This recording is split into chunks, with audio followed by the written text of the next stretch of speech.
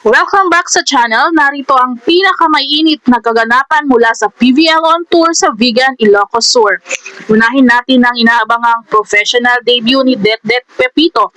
Bagamat na uwi sa pagkatalo ang Capital One Solar Spikers, maraming fans ang humanga sa ipinakitang depensa at composure ng rookie libero sa kanyang unang PVL appearance. Nagkaroon din ng solidong debut game si Kai Cepada na nag-ambag ng 4 na puntos. Malaking hamon para sa Capital One ang laban dahil wala ang kanilang tatlong pangunahing players na sina Bella Belen, Erica Santos at Vanny Gandler na kasalukuyang nasa national team duty kasama ang Alas Pilipinas.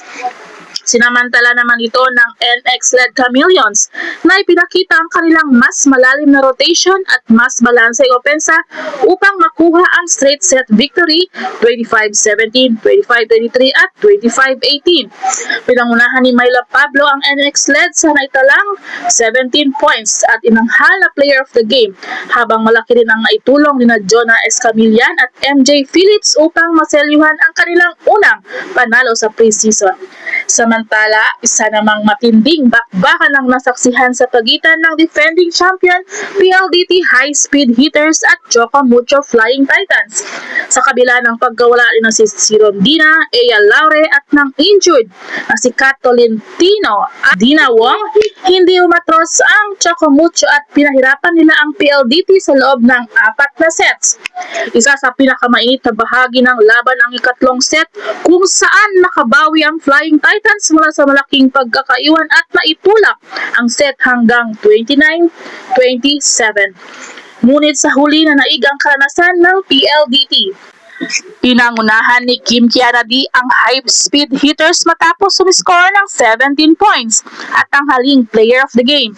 Isang napakagandang birthday gift para kay KKD na tinulungan ni Mika Reyes, Savi Davison, Alea Malaluan, Majoy Baron at Kisha Bedonia upang maselyuhan ang kanilang unang panalo sa PVL on Tour. Sa kabila ng makaibang resulta, parehong ipinakita ng Capital One at Choco Mucho ang kanilang tapang at determinasyon kahit kulang sa kanilang mga paunahing players. Habang hinihintay ng fans ang pagbabalik ng mga national team standouts, siguradong mas magiging kapanabik ang mga susunod na laban.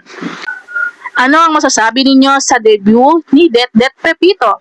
At kung kumpleto ang lineups ng Capital at Choco Mucho, mag-iiba kaya ang naging resulta ng kanilang mga laban? Ibahagi ang inyong opinion sa comment section. Huwag kalimutang i-like ang video, mag-subscribe sa channel at i-click ang notification bell para lagi kayong updated sa pinakabagong balita sa PVL. Hanggang sa susunod!